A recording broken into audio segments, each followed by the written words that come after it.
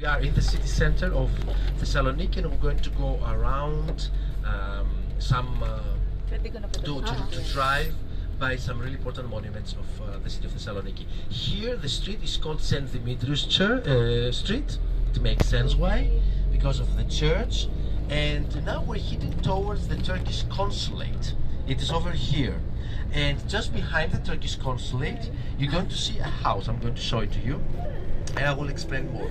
To the street over there, to the right, is where I live. This is my neighborhood. Yeah, this is my place. So I really like it. Okay, it doesn't look like really fancy, but because of the buildings and everything, but it's really lively thanks to the students. Full with coffee shops and food and burratsa and everything. To your left-hand side, this is the Turkish consulate. Where you see so many policemen, it's always about the Turkish consulate. Just behind it, you're going to see a building, a house, which has those rooms that actually are protruded, that come out a little bit. It's a house where Kemal Atatürk was born. Now, Kemal Atatürk, why is he that important? It's because he's Atatürk. It means, you can see just behind the Turkish consulate, that house, that old looking house with protruded rooms. Over there, it was where Kemal Atatürk was born. Now, Atatürk in Turkish means the father of the Turks. He is the one who led today's Turkey from Ottoman Empire and from the ruins of Ottoman Empire. It was a period in 1922 where all foreign powers wanted to have a piece of the Ottoman Empire, and he led his country from the empire to the independent Turkish state it is today, with many reforms, like for instance, he brought the Latin alphabet to his language, and he abolished, he cancelled the Arab one, and that thing helped Turkey be more westernized. Okay, be a Western, let's say, more Western than the other Muslim countries. So Turks love him. Turks adore him. Okay. Usually, what the Turks love, we hate. Unfortunately.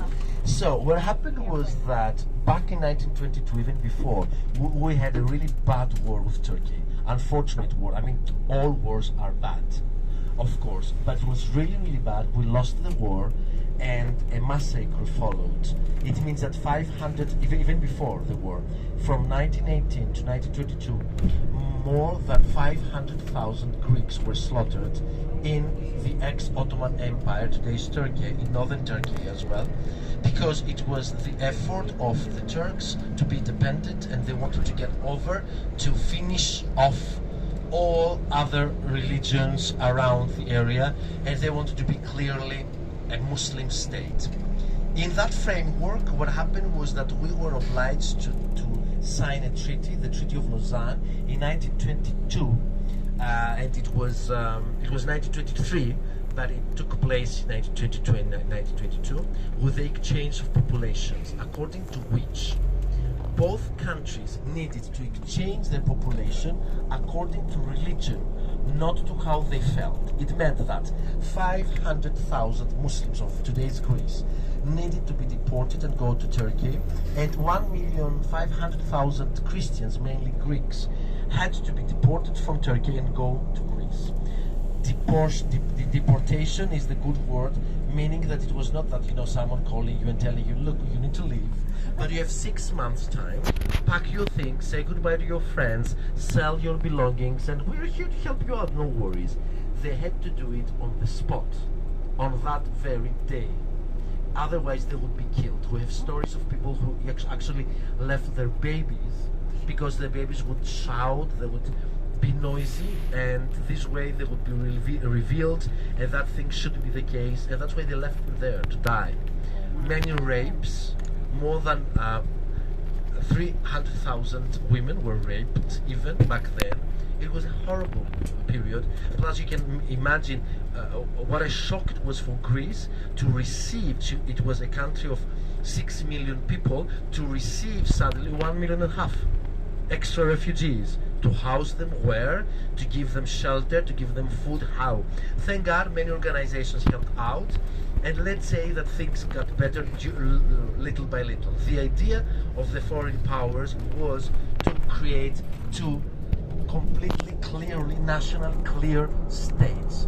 Muslims in Turkey, Christian Orthodox in Greece, as if that thing could happen.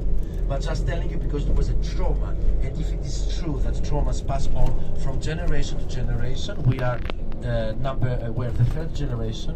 We still have 7 generations to come, and it's really tricky because I mean even my paternal grandparents, they were born in northern Turkey. So I was born hearing these kind of stories all the time. Γιάννη, μπορούμε να κατεβούμε? Θεός, ναι. So we can get off, and we shouldn't take us longer because we cannot really park here. Off we go.